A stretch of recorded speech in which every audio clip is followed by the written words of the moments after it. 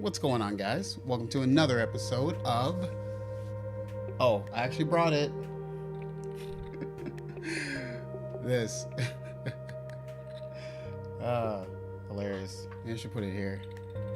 Oh my goodness. Anyways, we have, of course, the lovely Tempest, which never gets old. Never ever gets old. And on today's episode, we're going to go over some tips on using the Tempest later on. And then, of course, a bunch of other topics. One of these topics is long, so I don't know if it's hitting me in the head. But we're going to go over a bunch of stuff today. Obviously, starting with whatever the heck we're going to talk about. And then followed by that, and that. Oh. So anyways, that is some, that's what's going on. News of the week. I got a new spoon for the espresso here. It fits in this cup. Ooh, it fits in this cup. So it's perfect, as you can see, for, oh God. Someone's going to get mad. Someone's going to say he's going to spill it. I'm not going to spill it. We're good. We're good, guys. I won't spill it. Oh, I need to put this here. There we go. There we go. How's that, guys? Overlander, whoa. Coming in with $5. Way too early. Way too early, man. I don't deserve it. But thank you. What am I going to use it for? Ooh, maybe I'll treat myself to Pinkberry with the $5 tonight. So that's my, yeah, if I order Pinkberry and then I have it delivered here, yes, that could work. Thank you for the $5, man. I really do appreciate it, honestly. Do not have to do it. Do not have to do it at all. Let's see. I have to go and check on this stream real quick. Sorry, guys. Oh yeah, anyway, we're going to talk about the Behringer ARP. We're going to talk about what's your audio interface? That's what we're going to talk about, because audio interface came out. I have an audio interface, and I was going to talk about, you know, some stuff about... See, I turned the volume down on this, and it still had to happen. Anyway, see, I did this, guys. All right. Oh, looks like we're good. Looks like we're good. Looks like we're good. Shut up. Move this over here. What's up, Frank? Let's see. Just got to get that out of the way. If we can't get Grandma who's hate synths, can we get Grandma reacts to synths? Insert synth. You know, I kind of, you know, my mom is a classical pianist, and so... As certain people would say who know my mother, or if she taught them in school or college, definitely would say my mother is much better than me. What's up, Hellbound Hillbilly? Yes. Everyone gets mad. Everyone thinks that I'm that, like... everyone's, like, so mad that I actually, like... If I put this on here and I just leave it, someone in the like comment section is going to be like, I can't believe he would do this to his own piece. Like, I care about gear that much. I don't. What's up, Jake? Been lurking for years. Hey, thank you, man. Appreciate you coming by. If you've been lurking for years, that means you're aware that the Halloween episode is on the way. And by the way, guys, we are awaiting, it's 9:06. I reached out to the actor for the video, so we're either going to be happy during this stream or really disappointed, because I just wanted to ask the actor's rates for the video. So he said he would get back to me tonight. I haven't got an email from him. So, wait. No, we don't have an email. Dang it. Anyway, yeah. So I'm getting an actor for the video if I can. The problem is this is so like specific, like specialized, that obviously he can charge whatever he wants, but you know, I really want to get it done, and I'm trying to think of a couple ways. If he can't do it as like a shoot for like a decent rate, then obviously I guess we'll probably go with maybe a voiceover talent to do it. But he's in Los Angeles, so I really want him to hopefully, you know, pick a decent rate and do the shoot for the Halloween special, because I think you guys would enjoy it. Oh, see, that's what happens. Sometimes the Tempest just screws itself up.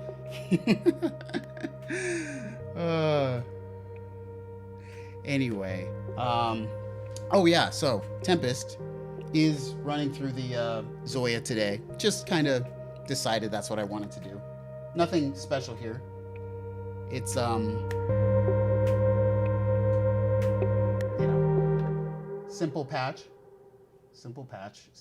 guys.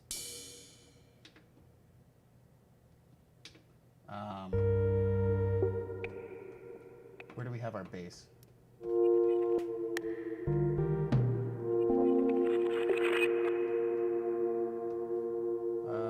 I think this is. I'm not sure. Oh, this is on mute. This is my 16 mutes, obviously. Okay. So yeah, I have a base somewhere here.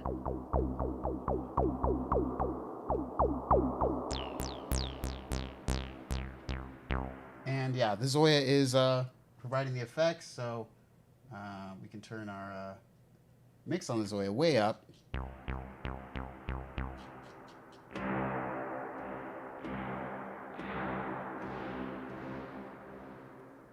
Anyway, we're going to turn that down.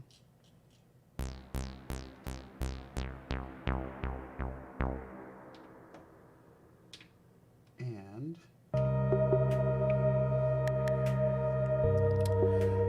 anyway, what's up, Trent? Okay, so we're going to get into this later, but whatever you guys want to talk about real quick, let's talk about it. It is Synth Banter Hour. Somewhere over there. Oh, analog weapon. Why did it do that? That's the Tempest. That's just what it does sometimes. I mean, I think that and I think like it was interesting. Some people during the video were like, "Oh, how could it like be so polarizing? Like it seems either like such a great instrument or whatever." But honestly, I mean, it's super polarizing. Like when weird things like that happen, you don't know why it happens, and it just does. It probably came. So the Tempest, in a weird way, I like to call it. It's like a drum computer. It's like an analog and digital like computer trying to like work together, and sometimes the digital and analog side like miss each other. Also, because the Tempest is so deep, and I've said before, you miss so many things sometimes. I swear, there was one time that I had like some patch that was like created. I think it was probably by someone else, you know, like a onboard patch. And within the patch like itself, there's like this weird high-pitched sound. And the whole time I'm thinking it's like broken or whatever, but it was like some LFO weird setting that was causing some crazy and so anyway, we're going to go over some ways to sort of break down the Tempest later that are going to help anyone who's getting it to sort of be able to be like, okay, I see what's going wrong. Let me look here before saying like it's totally broken, because it's not broken. It's just rough around the edges.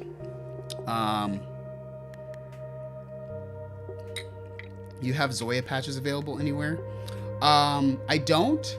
And Overlander, you asked that. I am like the person who forgets how to use the Zoya. Like every time I don't use it for a while, I come back and I'm just like, what am I supposed to do? Oh yeah, audio input, audio output, you know, select like the thing. I don't know. It's kind of funny. I like the Zoya, but I can totally see why people don't really gel with it. If it's kind of like, if it's not for you, it's not for you. But it's super powerful and I like it. I really like it. Oh yeah. That's solid. That's solid, guys. I need to get a sponsorship from what's that company?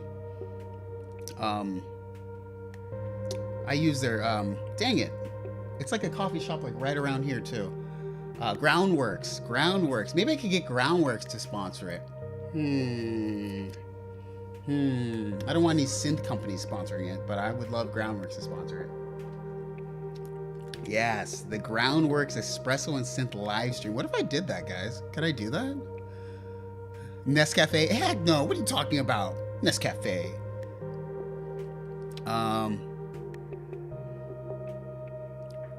What's triggering the arpeggio?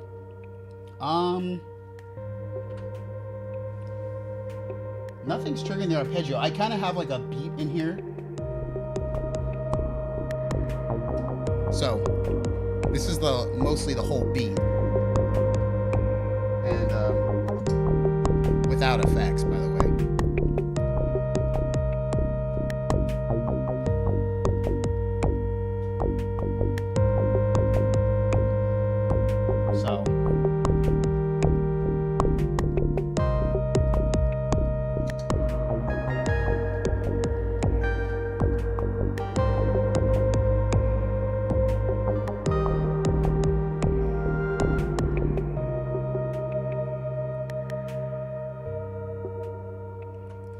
So anyway,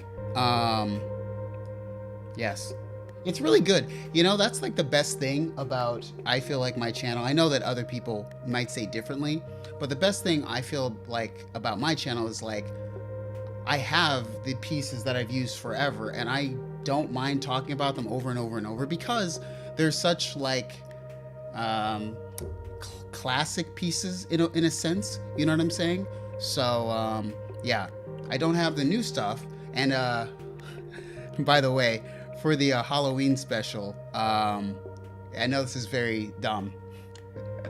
For the Halloween special this year, I don't know if I should say which synthesizer it's going to be for the Halloween special, but the synthesizer I bought to do it, since I haven't revealed it, it's old. Once again, it's not a new synth. It's another old synth that's been out for years and years and years, and I wanted to get something that was going to be I always, you know, the whole channel, I'll be honest, the channel is a chronicling of my life before I could afford any of these synthesizers, if this makes sense, right?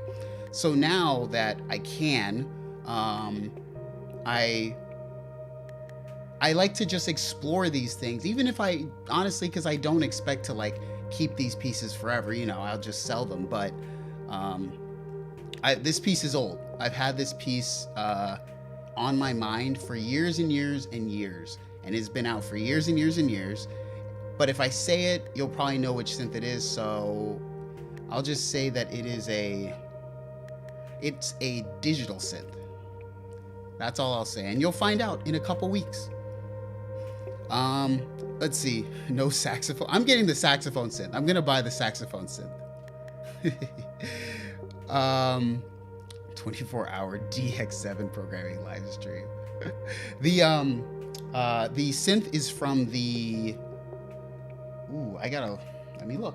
I can look that up real quick. I actually didn't look it up. What's up, Felix? When I say years and years, it could be certain. Let's see. Let's see.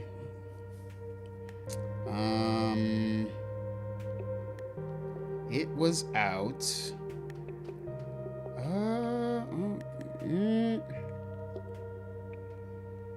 Where I need to go to Vintage Synth Explorer to find the date.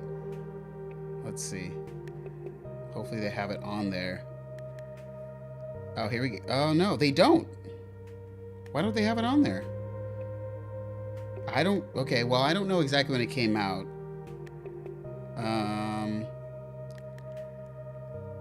I won't say exactly, but it came out in the 2000s. Let's just put it like that. It's out in the 2000s, and so that's... It came out less than a decade ago. Let's put it like that. But closer to a decade than not a decade or whatever.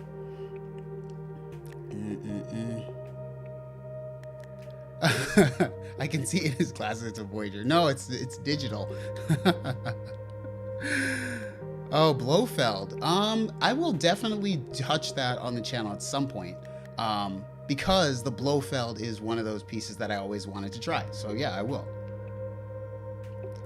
And you know what the funny thing is I know people like like in a weird way, my channel can't really be sponsored by the companies because most of the times the pieces that I want are like discontinued or something, right? So and companies want to push new stuff because they want revenue, they want to see new revenue on the books.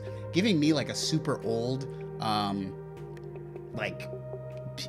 synth is doing, it's literally a negative for them.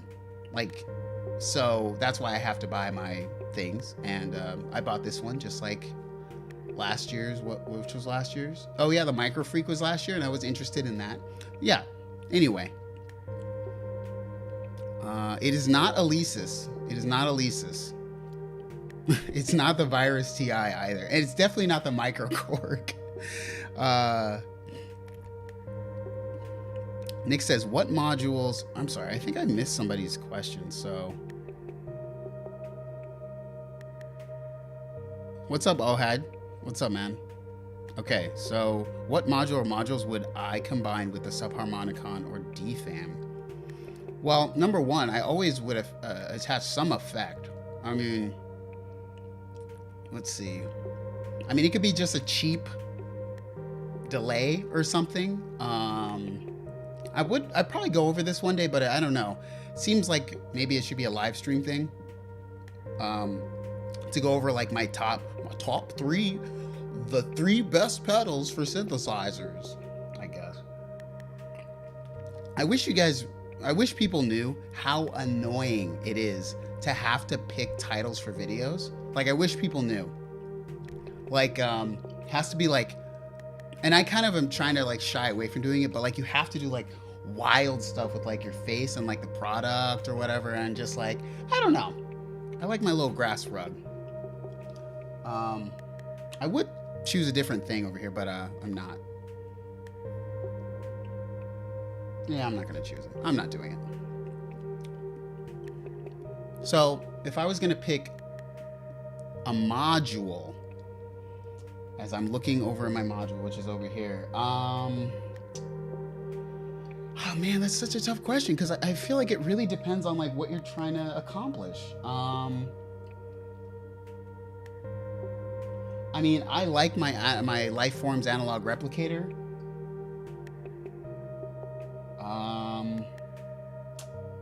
I mean, it's you can't go wrong with an herb verb, but then also at the same time, I don't know. That's a little pricey. I don't know if that's like a good thing. Let's see. So we're gonna watch him create one patch from scratch. Yeah, that's one of the tips. Okay, out of curiosity, is it healthy to not get emotionally attached to a piece of kit so you can ditch it in the future? Asking for a hoarder friend. I'm not emotionally attached to any piece because years ago, my friend, he came to me when I was doing a lot of synth hoarding, and he's like, dude, what are you buying all this stuff for? Maybe I can show you guys. Well, okay. So let me see if I can do this. I don't know if I can do this. Let me see.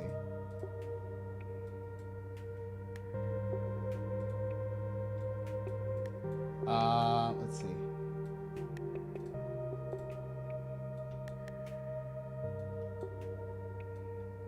I know. I'm not gonna do it. Never mind. I'm just looking at the picture from my old studio when I had like my Juno 106 and my sequential multi-track, my MS-2000B, all stuff that I don't have anymore. So technically, like in the picture, I don't have any of this stuff like anymore. And well, let's see. I'll just do this real quick. So yeah, I had my sequential multi-track. I had my Roland Juno 106. I have the speakers that I used to use, which were the Event TR8s and my MS2000B, and I don't have any of that stuff anymore. So emotionally attached to any of that stuff? No.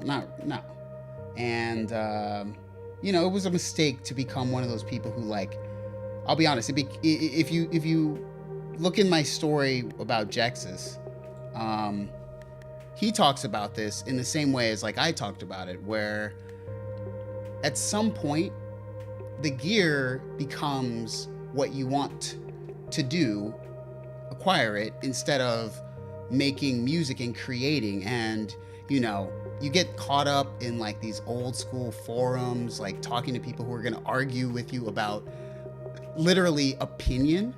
And you know, I definitely decided to just step away from the lifestyle of wanting stuff years ago. After I got the pieces I got, which was about 2015, after I stopped,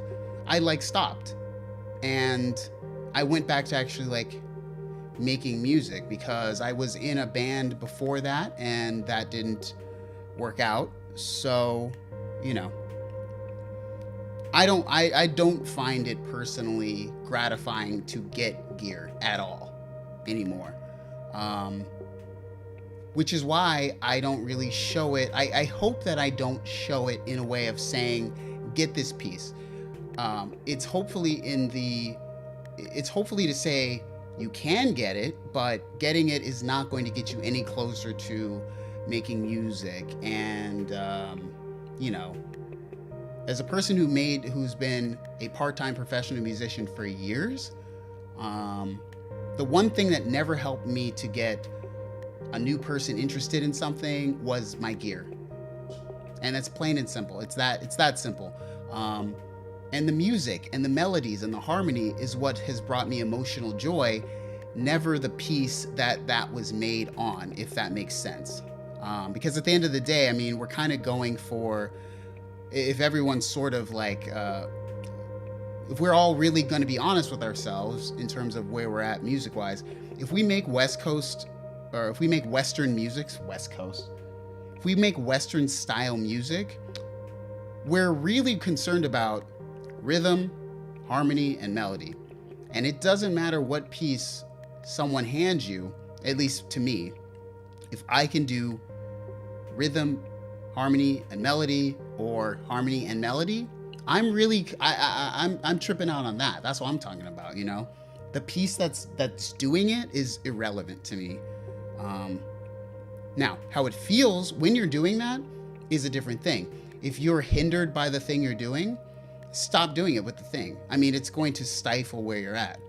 For me, though, I like to use the same pieces over and over because I'm never roadblocked by oh, I don't know how this is done, or I don't know, like, you know.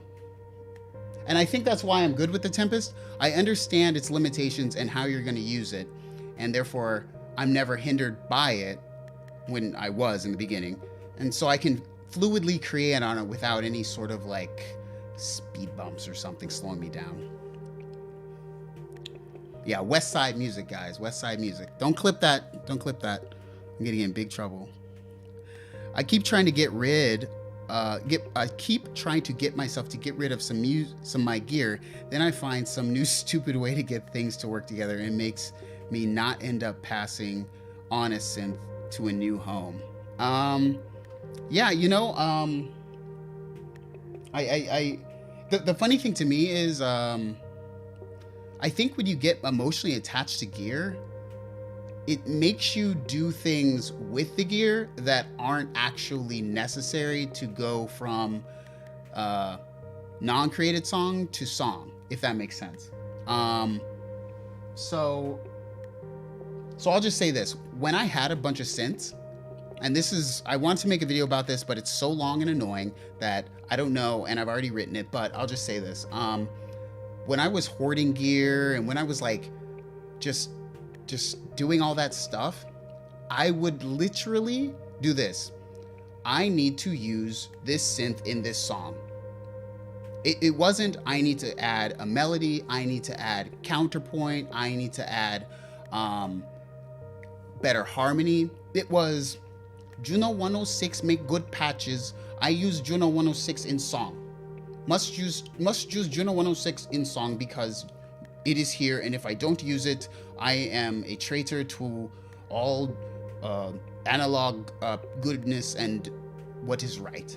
And you know what I'm saying? When you build a house, you need your hammers, your nails, your things, but someone who's building a house, which is in its sense a creative thing, the carpenter or whomever doesn't just like pick up the hammer and say, you know what, no matter what, I've got to use this hammer today regardless. You use what you need, you know what I'm saying? You use what's necessary when it's necessary instead of using it because it's present. So, and that's me. I'm speaking for myself and things that I've done. So, yeah. Sorry, it was a rant. I don't know. I just feel like I used to do that. Like legitimately, I'd say, oh, I need to use this piece. I have to use this Moog to do this thing. Like the Moog, like this was a crazy thing. I used to use the Moog Sub 37, and I used to push myself so hard to be like, I need to use it to make leads. The Sub 37 must do the leads in the songs. It's a lead synth. And then, lo and behold, I felt, and I still feel like I don't particularly always feel as if that's the lead thing. And so I don't force myself to do it. Because what happens is if people, or what you'll do is you'll sort of like, you'll sort of, how do I say it? Okay, people will say things like this synth is good for this. And then you buy that thing and you just do that thing thinking that that's its place within the band, right? But like anything, if you buy a bass guitar, that guitar can get used so many different ways, because think of all the people who use those things. Jaco Pastorius, Flea, Thundercat, Victor Wooten. Think of all the people who use the bass in very different ways. Maybe in Metallica, it's a very like rhythmic thing. And if you're Thundercat, it's a very harmonic piece. Or if you're Flea, it can also be a rhythmic kind of thing. So it's not really about bass do this. It's what can you and decide to do with it. And that's why I don't want to push the gear, because the gear just sort of leads people to like pigeonholing themselves. Like, I bought this, I have to use it. I bought it. You don't have to do anything. I don't do anything, by the way. Thanks, John. I appreciate it. Should we get into actually talking about things that people want to hear about instead of listening to me like rant about dumbness? Because we can do that instead. I'm sure that's a lot more entertaining, you guys. Anyway, first topic of the day. Look at that. Everyone's gonna get mad. He's talking about this. Oh my goodness. Oh my goodness. So, guys, we have some more news on the Behringer. Someone told me it's Behringer. I'm gonna call it Behringer now because I feel like I was wrong. What's up, Ian? Oh, Edgar, what's up, man? I said what's up, Analog Weapon, but what's up again? Cody, I will answer this right now. What do you think of the Hydra synth? I think it's cool. If I remember, I think they asked to send me a Hydra synth back in the day. I think I said I just wasn't interested in using the Hydra synth right then. Not that it was bad. I just really didn't want to make a video. It would have been sponsored in a way, I guess, and I just, it's not what I do, so I decided not to. But I would try one if I could buy one, afford one in the future. So anyway, it looks like the Behringer is done with the first 2600. It looks like a bunch are done. So for those of you who are very excited for the Behringer synths, looks like you'll be getting yours sooner than later. I don't really know a ton about, so in all honesty, let me say this. It's not that I'm against the ARPs. That was a very good cup tonight. Wow. Let's just put this on top of this. No, I'm just kidding. I think that the ARP stuff has a great sound, but I have never actually been a... I don't want to say fan, because when I say fan, it's it makes me sound like whatever. I've just, you know, never really made myself... I've used them. Let me put it like this. I've used them. But I feel like if I'm going to use the ARPs 2600, this is something I would have to own and really decide like where it fits. It looks good. How do you guys think? Do you guys think it looks good? I mean, you guys let me know, like, are you interested in the 2600? Like, is this something that you guys would like to see? Like, Heinbach. ARP made good stuff, especially for effects. So, okay, it's a... Now, you guys are going to be mad because I'm going to, like, talk about this. The ARP 2600 is a 3-voice... and it has a filter. I don't know. Someone put a...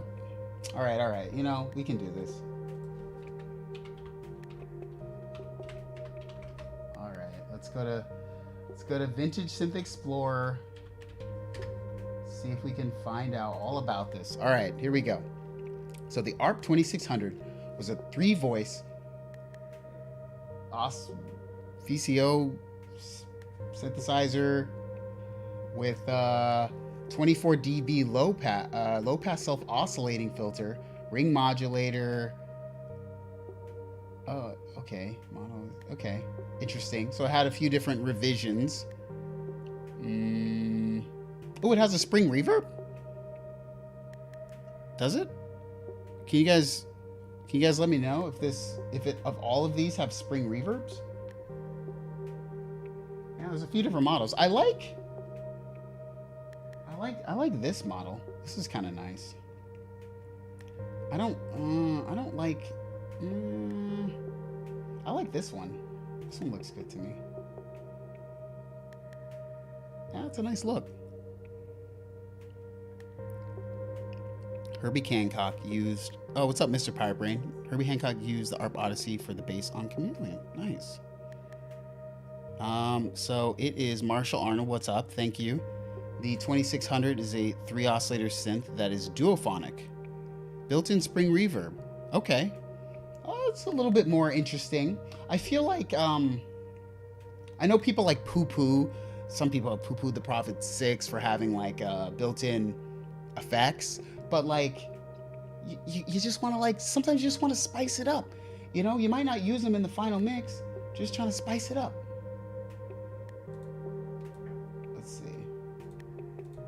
So, okay, let's see where's the spring reverb at? Oh, there it is. Okay, so you got a reverb in and out over here. Interesting. Okay. Yeah, okay. Nice. Thank you, Bagel of the Future. See? I only knew... Oh, Magic Orchestra. Okay. Prophet 5 version 4, not even stereo. Well, I mean, okay, so here's the thing though. I think that I saw part of this article. So this is from their site. Let's see if there's a price. I guess it's not fully out. Tommen usually gets things early, so maybe Tommen has a price. See? Went out again. I don't see it here.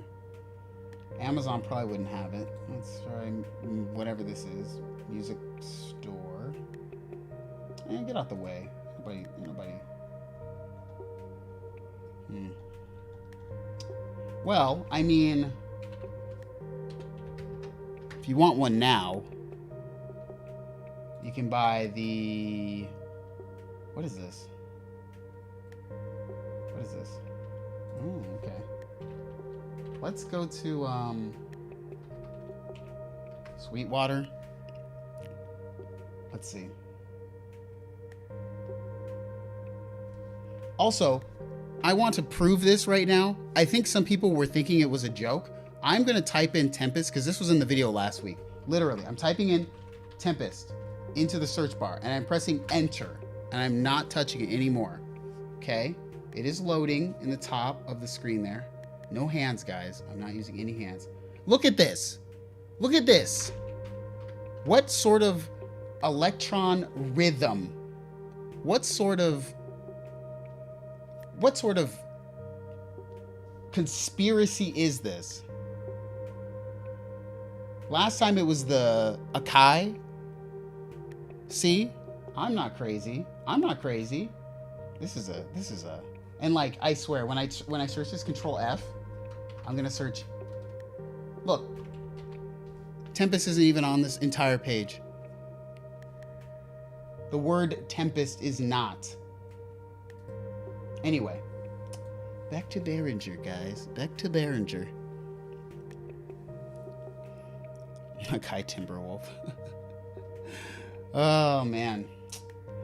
Well, I mean, does anyone know in the chat how much the 2600 from Behringer is gonna go for? I'd like to know if you guys have heard or if you know a street price. Because it looks a bit extra for Behringer, right?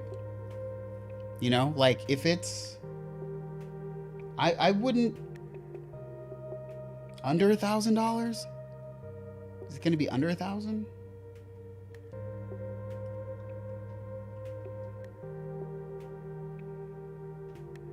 I mean, we got to see when people get it. 700? 600?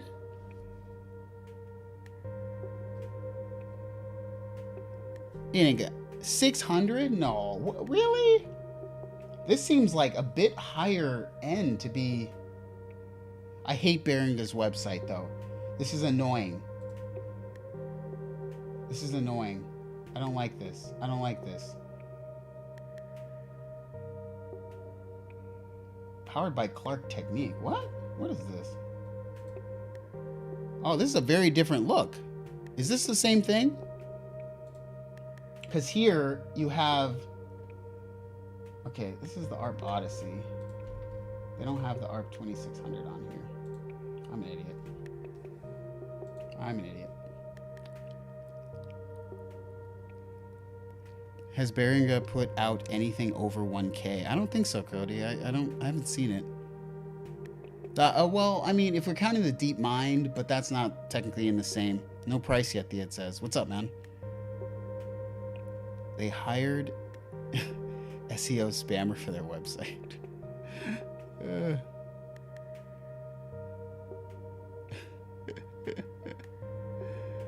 Bad design branding. Shame on you, Behringer. Oh, I don't know. Am I going to buy a Behringer? No, I'm not. But that's okay. I don't think it's for me. Nothing's ever for me, guys. That's why I have to buy a freaking synth from 10 years ago to make a freaking Halloween special. Because nothing is ever for me. The Micro Freak was, but that was because everything that I talk about on the channel, I'm very like, it's important that I revisit it so that I don't just speak and not have like 100% like enough time with something to give it a fair shake. So $9.99, okay.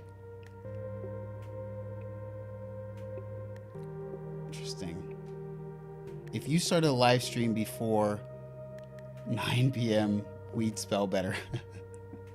Guys, I can't. I this is when I actually work the best.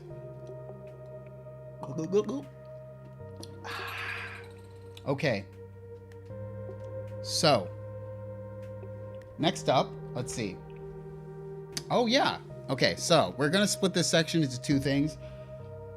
Should I talk about the Tempest tips first, or should I talk about what's your interface? Because I want to hear from you guys about like what is actually your interface. And the reason why I have this is because I'm looking at something and I just want to know. Just like with our my saxophone, my saxophone synthesizer thing.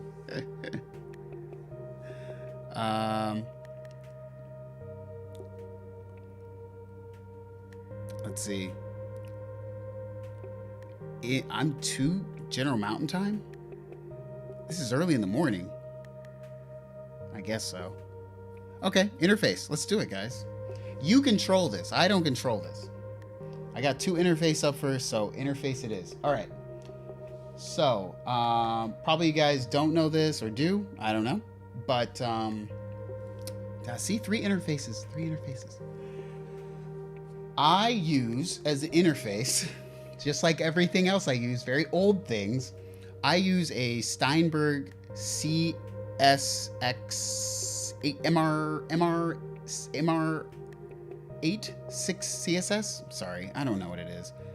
And I use that ADAT into a Audient ID 1.4.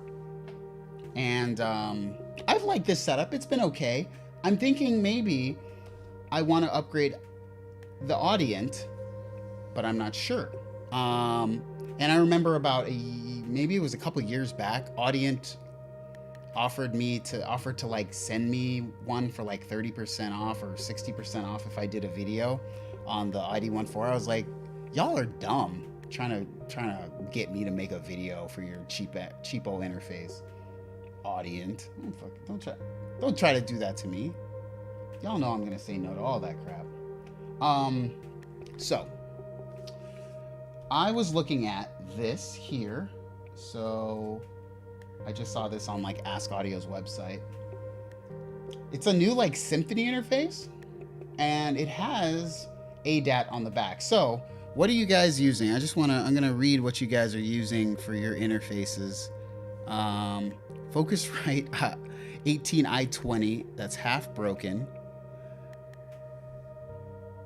I mean, this looks okay, right? I think it looks fun. I like the interface a little bit. So that's Focusrite, is the the 18i20.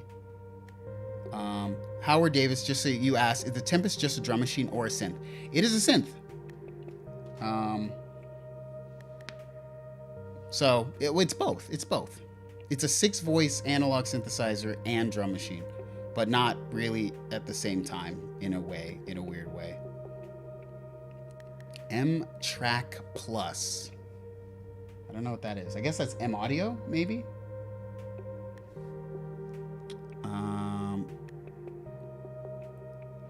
Whoa. Orion 32? Anthony K. You need to watch the Austrian guy there. The Bad Gear Guy. Yeah, Bad Gear Guy has got super popular recently. He is way higher energy than I am.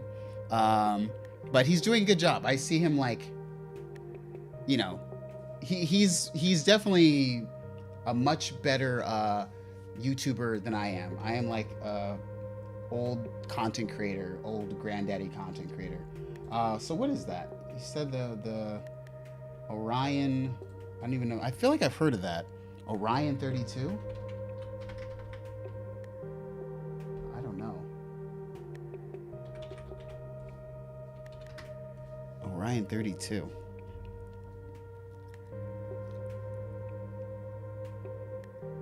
Oh, it's an analog thing. Yeah, I thought so. Nice. Okay. So it's like a converter.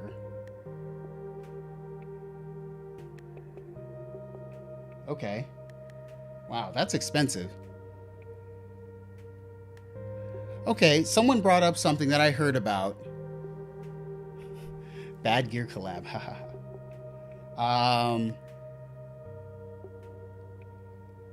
Okay. I mean, this looks really, really expensive, obviously.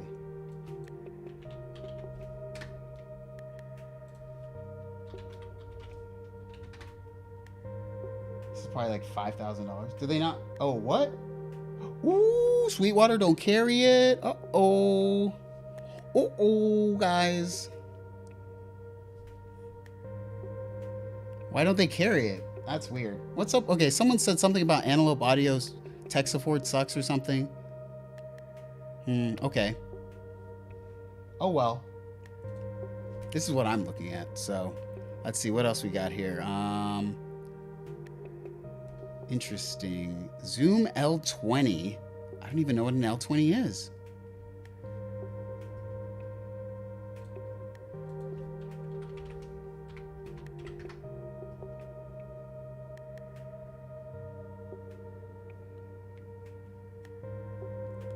Interesting.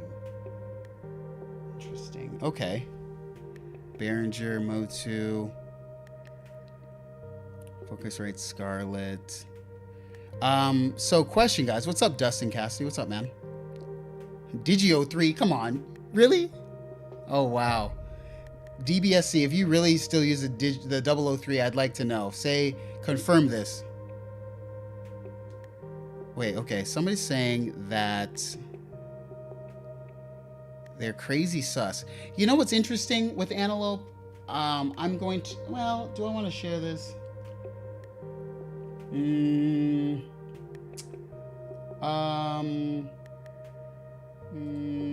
Okay.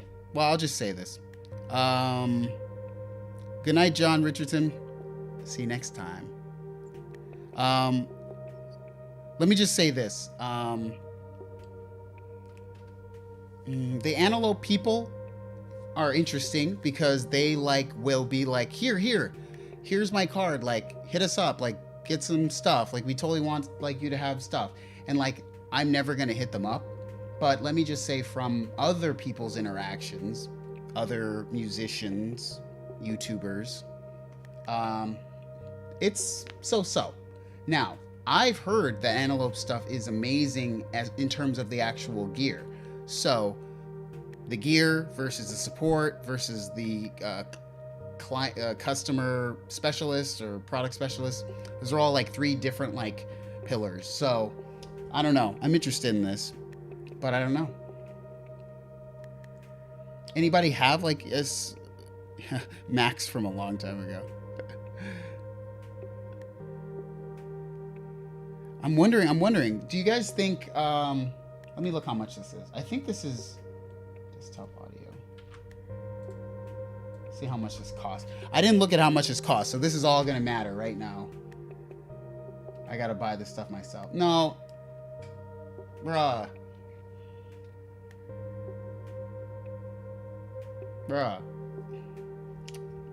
I can't buy this. This is too expensive.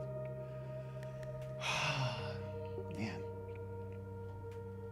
I didn't look at I should have looked at the price. I don't know what this is. This FX desktop complete. What is this? Oh well. Alas, guys. This is what you get into once you once you decide you're going the route of buying your own stuff. You actually have to look at the website and be like, oh, this is a little bit too much. I mean, I have the ID14, and I think I got my ID14 I used 3 payments on that joint. How much was that? There we go. I think, yeah, I had to buy, I mean, I didn't have to, I guess, but I don't know. I'm with you. I'm with y'all with the money thing. I wasn't going to let Audient buy my opinion and try to give me some 70% discount, stupid ID14. So when I bought it with the 3 payment plan thing. So it was $99 a month or something for 3 months through Sweetwater.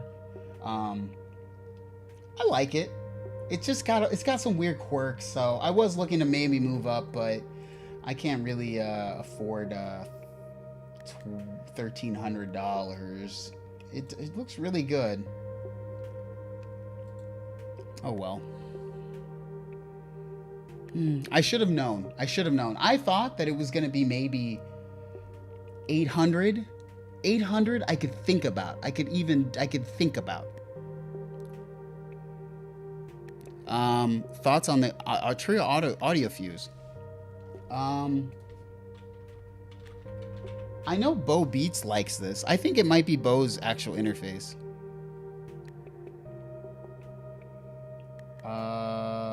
So there's a few of them. Which one are we talking about?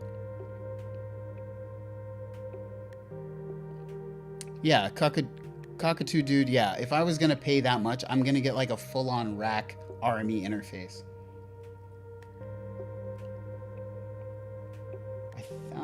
Let's see. Does this have ADAT? Oh, it does. Okay. It's just hard to tell. I feel like at this point, everything's basically on like even ground, you know? Especially if I'm going in line level. And so, oh, this doesn't have, does this have a mic preamp on it or no? Oh, it does, oh, maybe it does on the side. Oh, there it is. It has mic preamps. Okay. And I only usually need 2 mic preamps total if I'm going to DI something totally different. So,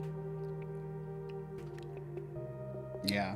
Anyway, I'm looking at a different audio interface. So, you know, in the comments section, if you guys want, put something in there.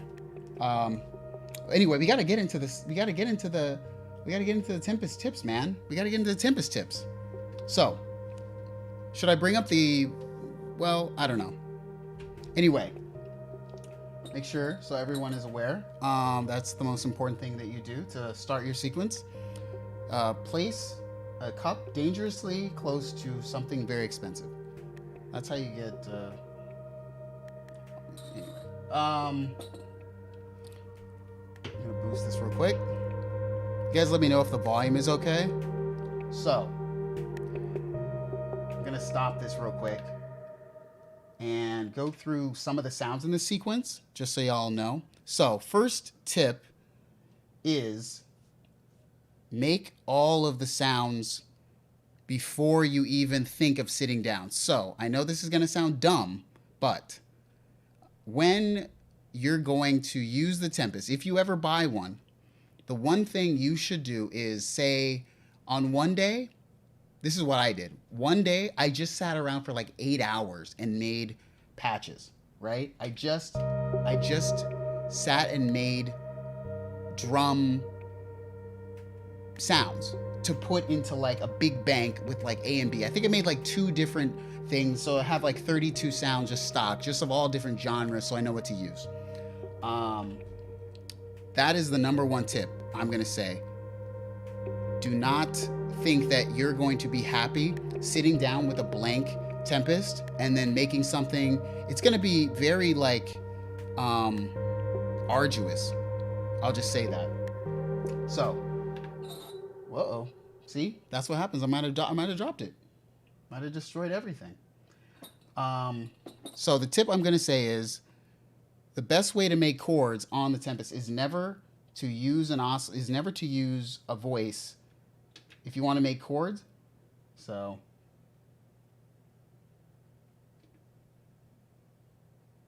why did I use 16 tunings? Okay.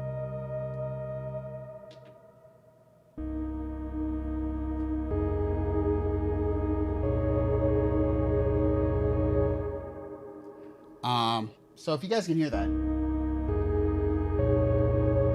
what you want to do is for chords, this is tip number 2. For chords, you want to build the chord based off of just the oscillator section. So I'm going into sounds within this.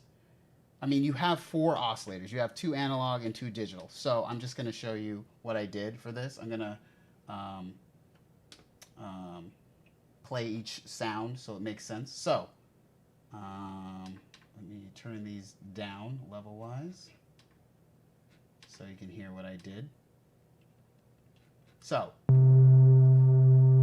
this, okay, so this is just one of the oscillators from the, what is, I decided is a chord. I'm making chords off of just one patch, okay?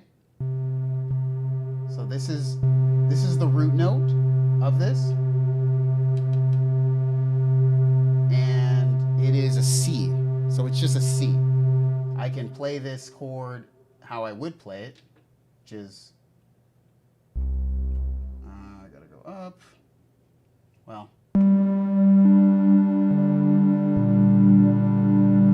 now when you're doing that, you're using 4 voices. So instead of using 4 voices, you want to build those chords into a single voice. So that's why when you listen to it, 1, right? And then,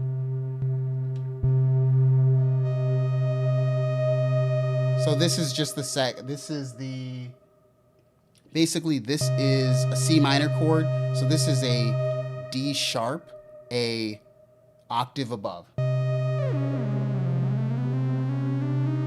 This is an octave above, so it's 2 octaves above.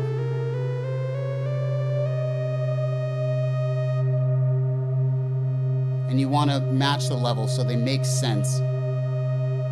Then on the digital oscillators, I have what is the minor 7th. So a B, so an A sharp.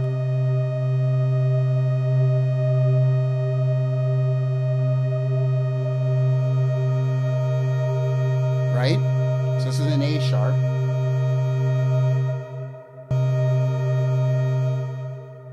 And then on oscillator 4, I have another, this is a C again, but this is an octave below, just to sort of foundationalize like what I already have.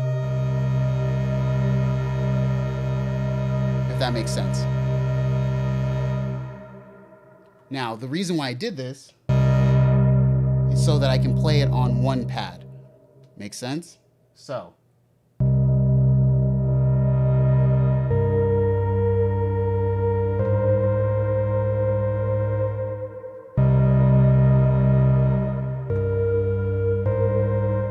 The reason why this sounds really different is just because I have this 4th oscillator much higher than I did before.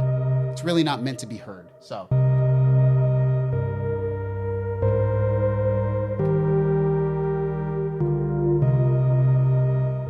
So it's all about, you have 4 oscillators, right? Use them as if you're building a chord every time. If I have 4 voices, I'm able to basically take any piece and harmonize it the way I'd want. So I know this is a little bit like stupidly theory-ish, but that's my tip number 2. If you're going to want to use chords, build the chords into their own individual pads. Because realistically, you're probably not going to ever play 2 of those pads over each other. So now you've just increased your efficiency by whatever 4-voice harmony you were going to do. And anyway, you're probably going to do root, 5th, 7th, and, you know, a 3rd. Sorry, root, 3rd, 5th, and 7th if you're going to do a 7th chord. And if you're not, you can take away the 5th and you can add a 9th, or you can add a 4th. You only really need the root and the 7th and a 3rd to define something, if that makes sense. Okay? Theat. I'll see you next time, man. Okay. Just so you guys know, that's the 2nd tip. And the 3rd tip that I'm going to give, I'm going to put timestamps so if people want to go back to this. The 3rd tip is that the digital oscillators have a pre and post filter setting that most people don't use, and therefore they're always feeling like the sounds are weak. But it's because they're not using that blending properly. So I'm just going to play a drum sound I have on here. I'm actually going to let's see. I'm going to turn off the reverb. Okay. And here, I'm going to actually take the sound and change it to like something different. So, what do you guys think? Maybe a snare. If I can go to a snare real quick. Let's see. Analog snare.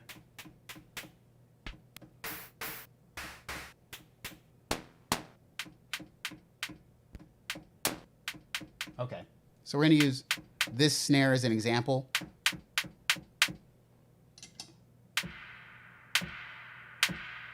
Now, what people don't do is, let's see, I have to make sure this is actually on a digital oscillator first. So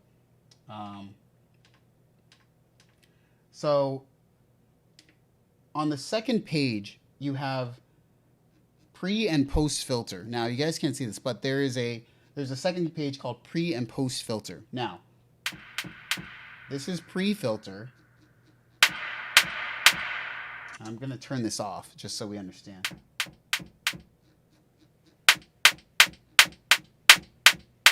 This is probably much louder. Sorry, guys. But as you can see, the post filter has a much crisper, harder, like hitting sound.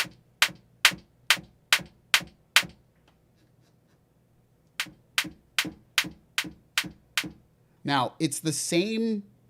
I'm getting the levels as close as I can, so don't fault me for this. But as you can see, the post filter has a much bitier sound than the pre-filter, right? And I'm not using the high pass filter. That's not engaged. It's just, you have to decide like how you want to blend the pre and post filter sound. So that's pre, but you can go post, get a much. Okay, so those are, you can of course also reverse on the pads. I brought this up, but people weren't necessarily I didn't really like make that a thing. So anyway, that's basically my 3 tips for the Tempest. Could be boring, but yeah. 1, make all your sounds a day before you're deciding like I want to go in and like create. Just think of like making a bunch of sounds at some point. 2, create all of your harmony or chords on different pads instead of playing the chords because you're using too many voices and you're limited to 6. And then 3, pre and post filter. It's not that pre or post is always better. You just have to use it. And because it's on a second page, a lot of people don't even know it's there. So that's my, there you go. Those are my Tempest tips. Sorry, it was kind of whatever.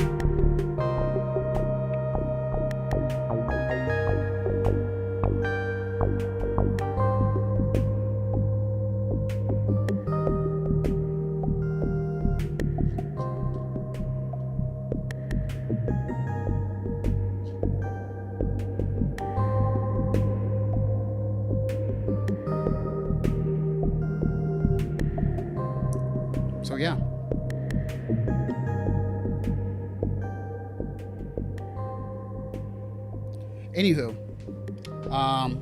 tip 4, free tip, buy an effects thing and put it after the Tempest. Okay, so, oh yeah, I did want to cover this. I thought of covering this in a video, but then I was like, that's not the right thing for me to do.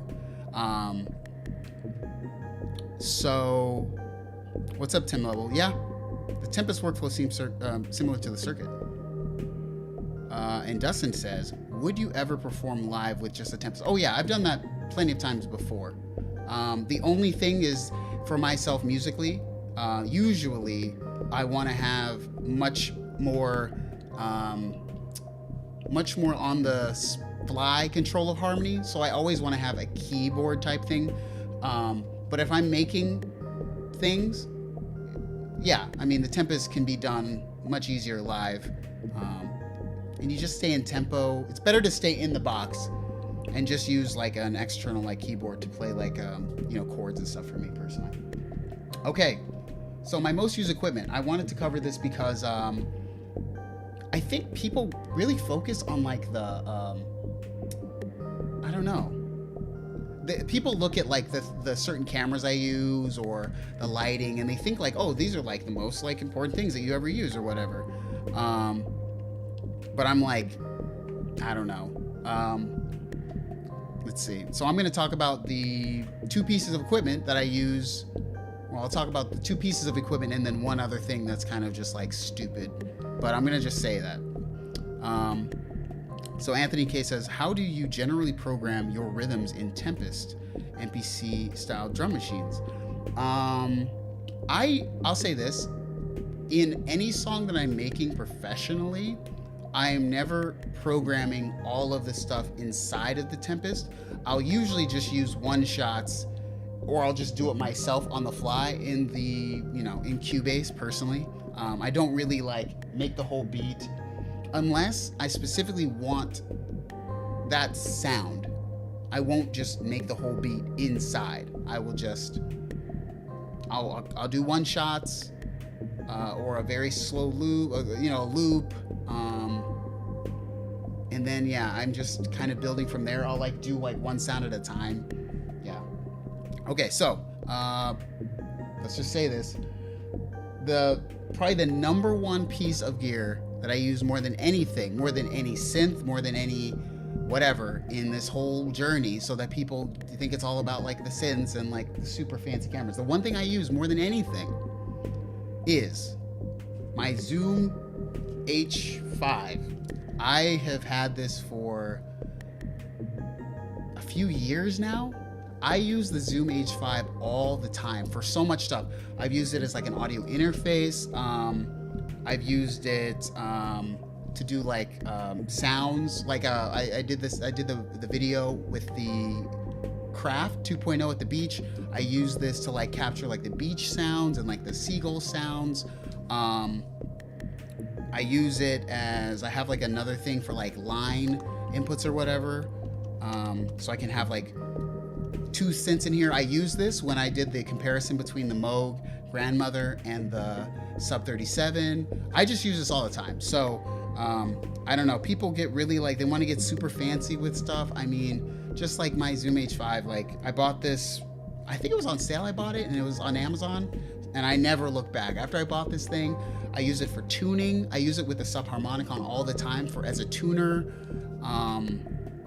Yeah, I mean, obviously not sponsored by Zoom because I bought this, and I mean, you know, but yeah, I use this so much for recording,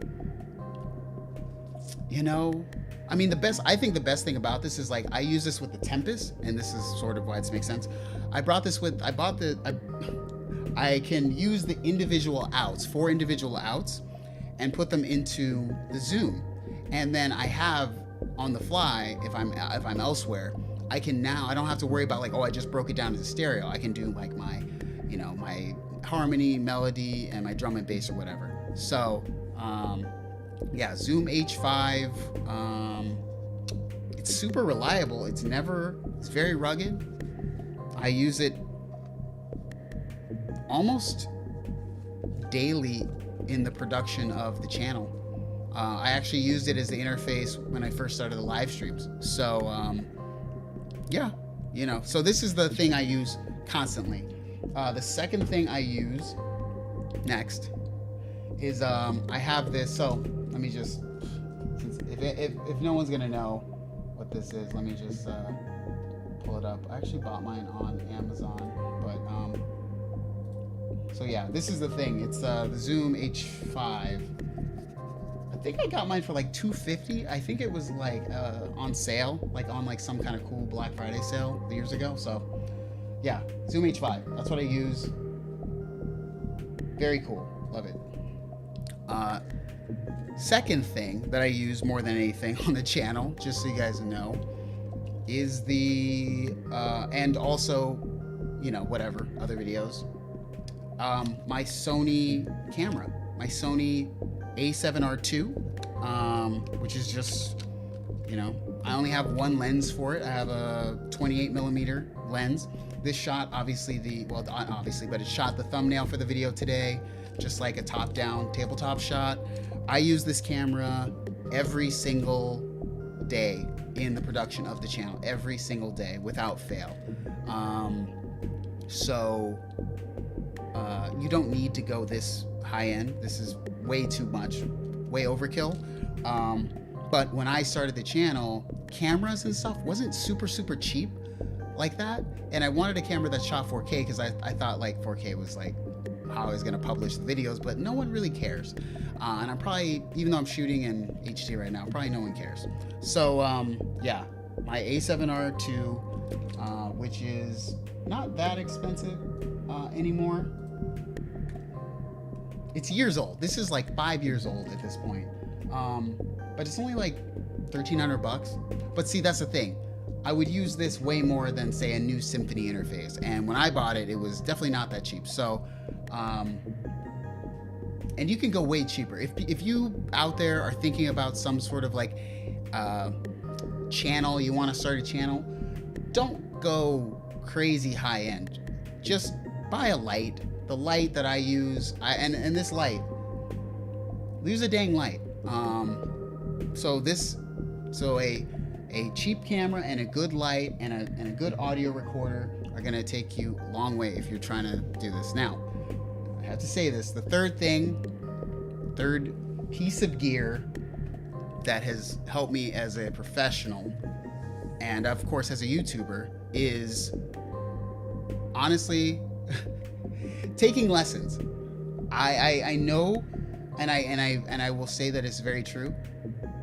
Starting this channel years ago, the thing that helped was that I had taken lessons. Now, I'm just going to say that there are lots of people on the internet who can do lessons, and it's COVID right now, so unfortunately, it's not as easy to do in-person lessons. But I personally, good night by VHA. I'm gonna say that if you can get a teacher who will teach you over Skype or Zoom, because what you want to do is when I started learning lessons, and this is kind of funny, I remember I went to Berkeley and I was at like a lunch table, and you know, the guys were like, you know, they're talking, they're like, yo, what's your favorite like pianist? Like who's like your favorite musician who you love? Like who is the guy? And these guys are like saying like, oh, Duke Ellington, like Duke Ellington is my guy. Like I'm a big Duke Ellington guy or whatever. And then this other guy over here is like, oh, you know, like I'm a big Fats Domino fan, like big Fats Domino, or, you know, Bill Evans, like big Bill Evans fans or whatever, right? And I literally am at the table and I'm like, my favorite guy, musician wise, is Prince. I love Prince. I think he's an amazing musician. And literally, I remember one of the guys, Chris, across the table was like, Prince? Why are you talking about Prince? And I was just like, dang. But when I was able to talk to my piano teachers, I was able to tell them, this is the type of music I enjoy. And this is the type of music I want to be able to play. So don't teach me about, I'm not saying that Fats Domino is bad. I'm just saying I am not the Duke Ellington protege. I want to be myself. So that's why just doing a certain like lesson isn't always going to get you where you need to be. Yes. Now, that said, obviously, I never don't keep certain things around, but you know, I have my real book that I've had since, you know, college, the new real book, obviously, and you know, I just pick tunes out of this to play. You know, there's so many like good standards, so many good jazz standards in here, and I think that you know,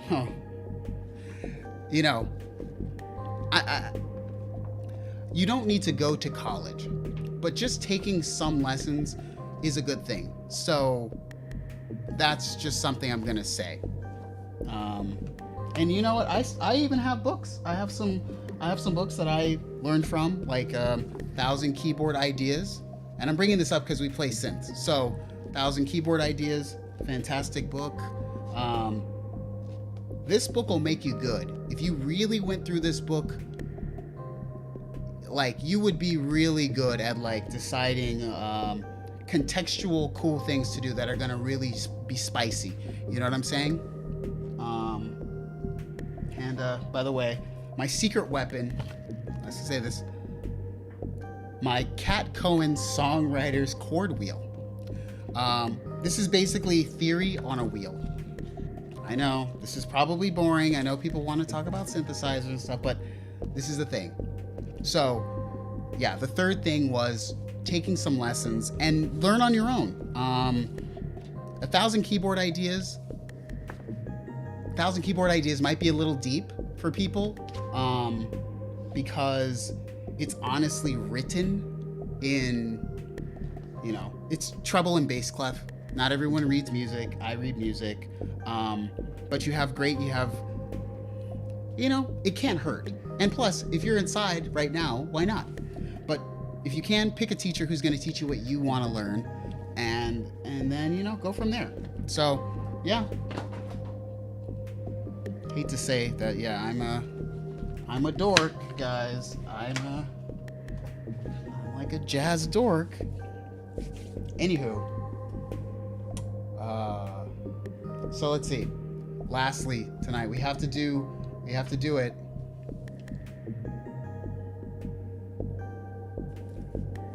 Get the 100 Keyboard Ideas book. Yeah.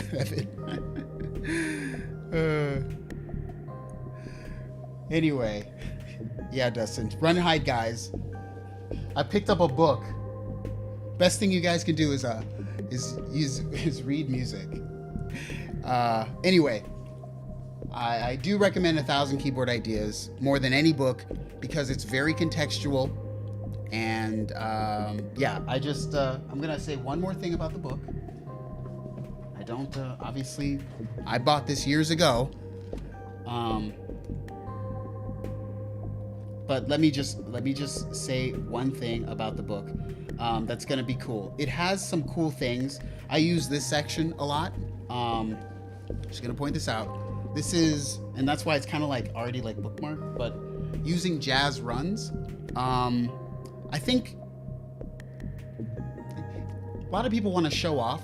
This book has so many like show-offable things that, you know, it's gonna impress. The things in here are contextually good to impress, and I think that's what a lot of people want to get with. Once you can do those things, you figure out how to work around that. Now, someone asked, what is that wheel thing? So I'll cover that real quick. Sorry, the wheel. I don't know if I'm gonna be able to do this without.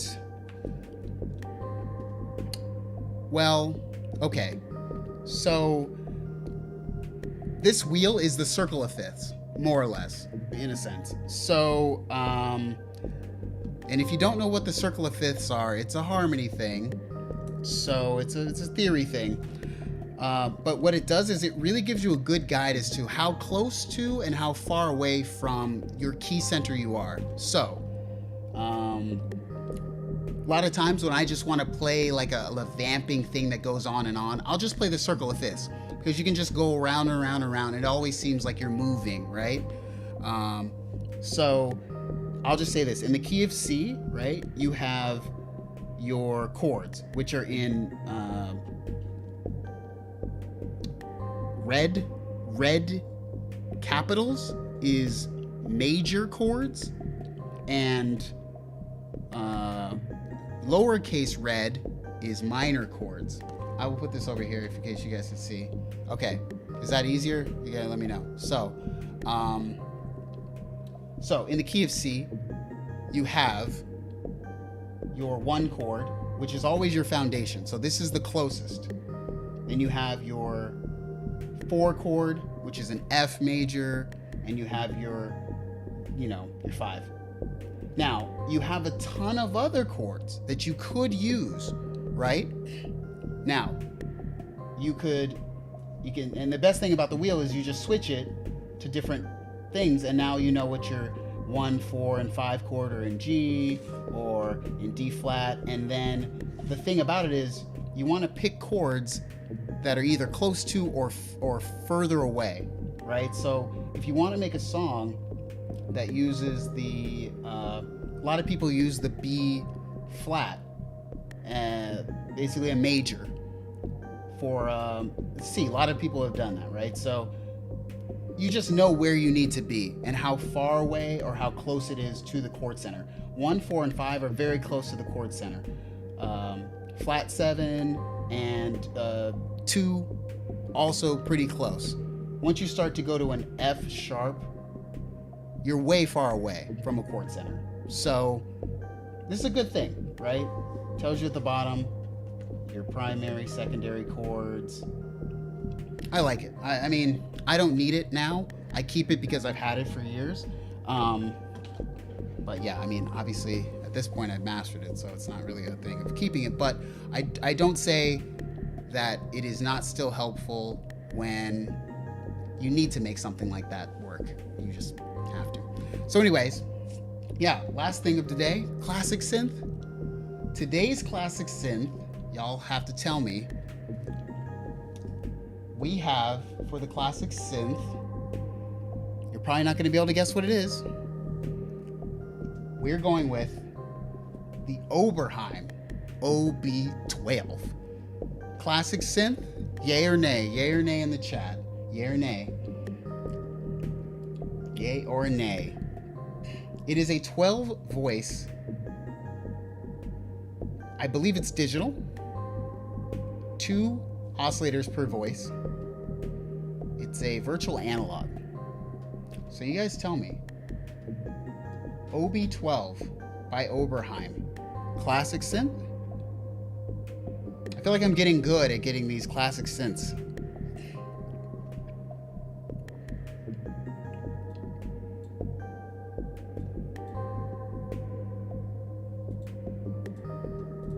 It's a classic, guys. It's classic. Now, I believe the story is... Let's see if I can see it in here. I don't really see the story. My thought was the story about this is that Oberheim's name got bought and a different company, I think, did it. I don't remember. It's not really saying, but yeah, I mean, it's no OB6. Let's see. I think it's cool looking. It's probably one of the most... It's probably the coolest looking... What is this? Released in 2000... Yeah, okay. Yeah, of course, delay, reverb. It's old. So let's see. First I've heard of it. Dustin Classic. Underground Classic. I would say that. Kind of like a punk classic. Vintage. I don't know if it's classic though. Okay. Bagel of the Future says, I'd say yes. Can I bring up any sounds? I wish. I don't think it would play because I have to like hook up my...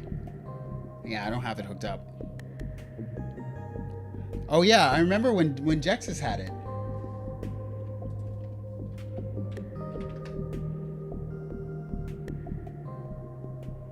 It's so hard to find. Oh, geez. Did I spell it that way? Jesus. Jeez, guys. Cannot believe I just spelled it totally wrong. Juxus.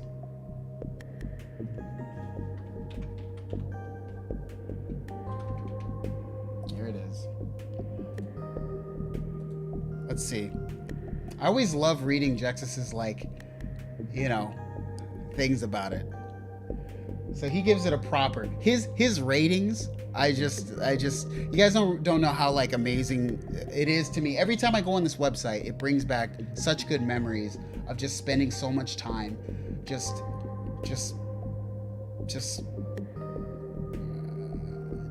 in awe of the amount of work and dedication to something like this. You guys knew.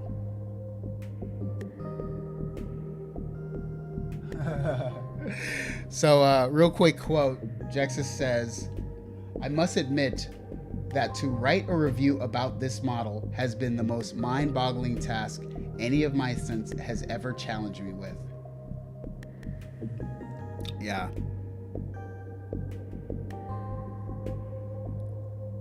Yeah. Get that espresso. Satori's. Oh my goodness. Sotiris. Yeah, it was. It kind of came out around the same time as the JP8000 and the MS2000, Dustin. Yeah, like you said. Yeah, and you're right. It was some story about being built in Italy or something by people who had sort of taken the name. And I think that's still the reason why the OB6 is called like the OB6. Like, it's not an Oberheim, you know? I think Tom Oberheim has this special, like, thing, but he can't use, like, Oberheim. Like, Dave couldn't use sequential circuits because he sold the rights to it at a time. Anyway, I'm on Jux's website. Here's my thing. I say the OB12 is, like you said, it is a underground classic. I don't think it's not a proper classic, because a proper classic still, for most people, has to be like a PPG Wave. If we're talking digital, a PPG Wave is a proper classic. A DX7 is like a proper classic. OB12, underground classic. Underground classic for sure. What up, Tony?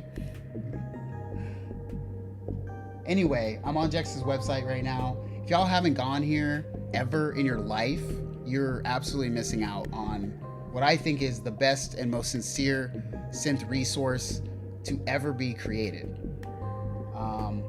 You know, it's not like a, and yeah, recently I think Jux has finally started to figure a way to, like, monetize it, but, you know, it's not some like forum with a bunch of, like, banner ads everywhere. You know, this is just a guy who bought synths and got crazy with it and then left and came back because he still cares and he's happy that people do care. So, you know, if you're thinking about synthesizers and you would like to just avoid all those, like, old school, like, talking forums or whatever, I think you should just go here and you can find some of my favorites, which I still wish I could own. Waldorf's,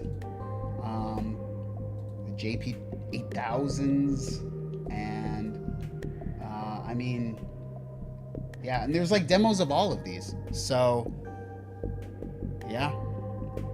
Jose Gonzalez, what about the Korg Prophecy? I don't know. I've never played it, but Juxus has. So if you want the Korg Prophecy, yeah. Anyway, guys, I think I plugged Juxus enough. I mean, not that I get anything from it. I'm happy to just have him. I'm happy that he just finished the one review I was waiting for like years. He did the Alesis Andromeda. I just remember him, like, never finishing this, and it finally finished. It's so crazy. So, but yeah, still, you know, updating it with you know, new things, the Sub 37 he got, the GDXA. So yeah, you know, it is what it is. Anyways, guys, I have to say thank you for coming again, and yeah, listening to a loop on my Tempest for the entire stream for the most part. It yeah, it never gets old, you know, right?